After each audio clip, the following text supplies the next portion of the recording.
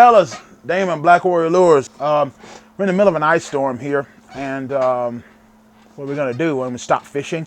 So many people in Alabama down here in the South just stop fishing once it gets cold. It doesn't really get cold down here. So how do you dress for winter clothing? Let's go over it. First of all, no cotton. Don't wear any cotton out there. This cotton is fine for inside the house. You get out there in the elements, it'll kill you. You got to think in terms of systems. You know, I'm a systems person. Look at what kayak guys, open ocean kayak guys are doing who live like in the Arctic or way up. You can learn from what they do and you can implement. You know, the trifecta, the three system, you need a base layer, you need an insulating layer, and you need a top layer or a shell layer. The base layer is the layer that's in direct contact with your skin. It wicks away moisture. That's its whole purpose, is to wick away moisture from your skin, because you're gonna sweat out there. A lot of people don't really understand that. Oh, it's cold outside, how can I sweat? Well, because your body's generating heat, and that heat has to dissipate somewhere, and your body's cooling system is sweat. The problem is how you deal with that sweat is gonna also determine how well you can keep your body temperature regulated. If you can wick that moisture away and evaporate it away quickly, you can actually regulate your body temperature much more safely. So that's what the base layer does, and also too, it prevents any kind of cold wind from having direct contact to your skin, which is always good. Insulating layer, well, the area of air that's just above your skin needs to be insulated so that it stays warm. Big problem with fishing is because we're just sitting there in the boat, especially how I fish with trolling, the wind will just blow away all that. If the wind blows away all that warmth, you're still going to be cold, even with all the cool capillary action with the base layer. So, and then you need a shell layer over top of that to protect from wind and rain, you know, because, you know, a good windbreaker the wind will just slip around it, and so it protects that air, that warm air that's underneath. I mean, this is how sea otters can stay in Arctic or whatever waters and just be floating on their backs. Well, it's because there's so much air down in there that's been protected from the outer layers of hair that they don't actually need much blubber and fat and stuff, and they can stay very, very warm. This is the same principle. So let's go through our clothing. First of all, base layer for my feet. I use Dickies work socks. I wear these every day when I'm at work at the restaurant because they do wick away moisture very, very well. They are designed to, you see that design? You have an elastomer here that keeps them in place. They won't move up and down. They'll stay in place. They're very good work socks, synthetic material. I forget exactly what it is, but it's very good at keeping your feet dry and keeping your feet, and the sock stays in place, and it hugs your feet really well so you don't develop blisters from walking. That's not such a problem with us in the boat because we're mostly sitting down, but you still got to have a way to get that moisture off your feet. These Dickies work socks, you can get them from Walmart. They're actually pretty good. Good old-fashioned, old-school wool socks for the insulating layer. Wool and fleece are by far the best insulating, you know, you're gonna get. I mean, it doesn't absorb water, they dry out quickly, and they hold in a lot of heat, trap a lot of air, hold a lot of heat. So that's what you're looking for. And the shell layer for my feet, you've seen me wear these. I wear these all year round. These waterproof boots. These are from steel-toed boots. Don't like the steel toe in the winter because, well, it's steel, and if it's freezing temperatures, guess what? You know, that steel toe kind of chills a little bit.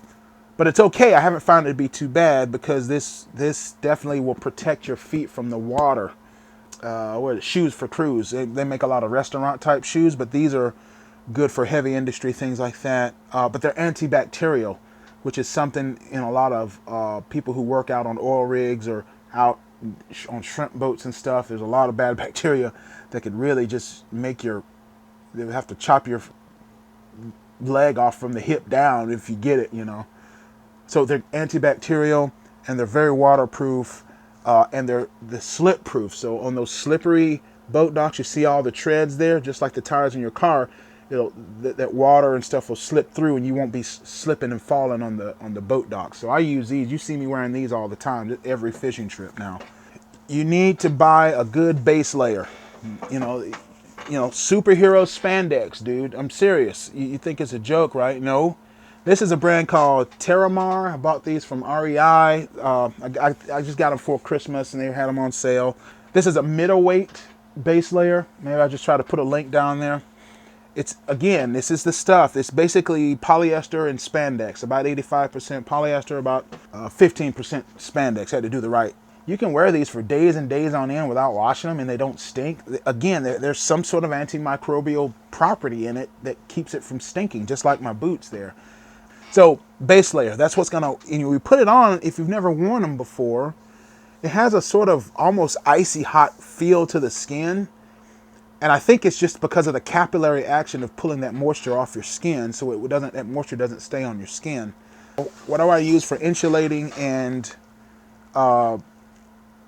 waterproof layer and shell layer is basically some light ski pants. I mean, these are, again, got them from REI. These are some light duty ski pants. I like these. They got the things here. So you can either have this part here tucked inside the boot, or you can tuck the whole thing in the boot with the waterproof boot, whatever you want to do. Doesn't really matter. A water resistant waterproof layer out here, and it's wind resistant. The inside is insulated. So this is my insulated and shell layer all in one. And it's like overalls. Okay, so it comes up, because one of the things you notice when you're just wearing a shirt and pants is that there's that crack between your hip and your butt that just gets exposed to the wind. You get chilled that way.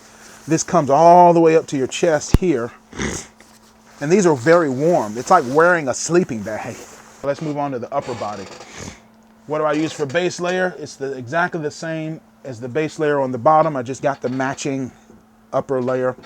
This is great because it's got the spandex sort of jersey-like stuff on the back, because your back will sweat a lot out there on the water. And this really gets that moisture out.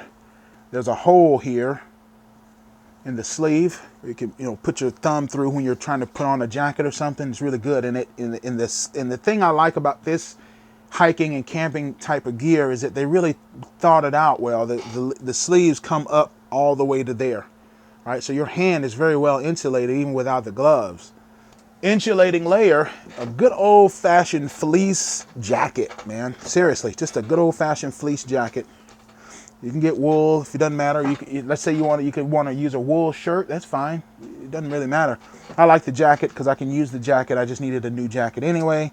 This is, again, the REI brand. You can put your iPod down in here. They made the pockets, interior pockets, really big. You can put your iPod, I can put my tablet. I call R2S3, right? Again, they've thought about that. That neck. This is really a turtleneck jacket. It covers your whole neck. They really thought about it. Also, too, the sleeves are a little extra long, so they come way down on your hand on purpose, so that you'll do that. So that's all I do for insulating. So you have your base layer, then I immediately put this jacket on top of it.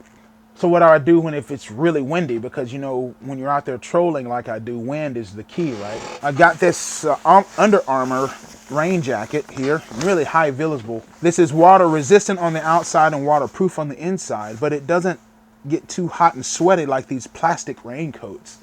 It's a good soft shell layer, as they call, and I have had good luck. I've worn it as a raincoat just out and around this past week or so.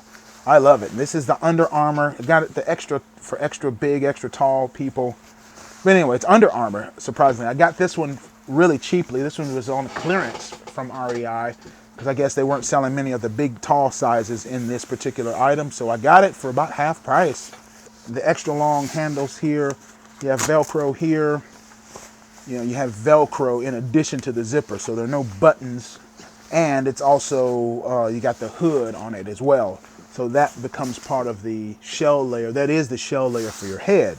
I'm just using some fleece gloves, jersey gloves.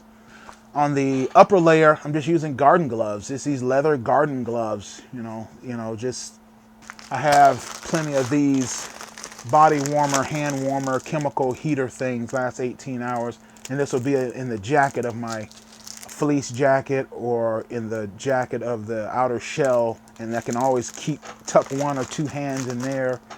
I can actually literally have my Handline here and tuck that inside the jacket, and I'm just staying warm. I can still feel everything, right? So I can just stay warm that way. base layer is a Fleece Balaclava. That's all we're doing there, and that's usually enough. With that plus this and the hood, that's usually like plenty. Remember what I was doing, the how to tie a shamag. The only thing I hate about this thing is cotton. I didn't realize that till later, but I have some nylon version of this stuff back here in my old sewing kits and stuff. So you have the shell that is this hood here. And I've had this out, and you just can't hardly feel the cold. It's like, because it doesn't get very cold down here, you know. You might have a week where it gets down to 20 degrees Fahrenheit, and then the very next week it's back up to 40s and 50s, you know. And that's just kind of how it is. So most of the time, you know, a good base layer and a decent insulating layer is about all you need. You know, you put the shell layer on if the wind is too high, but if the wind's too high, I'm not going to be trolling out there anyway. So that, my friends, is how you stay warm. See ya.